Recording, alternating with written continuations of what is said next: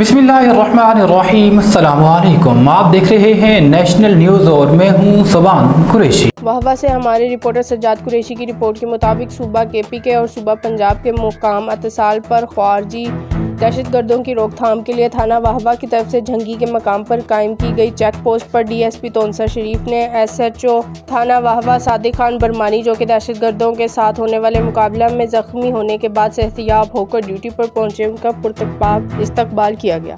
उन पर गुलाब की फूलों की पत्तियां निछावर की गईं और हार पहनाए गए। इस मौका पर DSP ने कहा, SHO सादिक बरमानी ने अपनी जान की परवाह न करते हुए जिस जुर्रत के साथ दो ख्वारजी दहशतगर्दों के थाना वहवा के हदूद में दाखिल होने पर उनका ताक़ुब करते हुए उन्हें जहन्नुम वासिल किया और पूरे इलाके को बड़ी तबाही से बचा लिया, जो महकमा पुलिस के लिए बाइस फ़ख्र है। इस मौका पर SHO थाना वहवा सादिक बरमानी का कहना था, उन्होंने जो किया वो उनका फ़र्ज़ था, क्योंकि अमन अमान कायम रखना और अवाम की हिफाजत करना पुलिस की जिम्मेदारी है, जिस पर कोई समझौता नहीं किया जा सकता।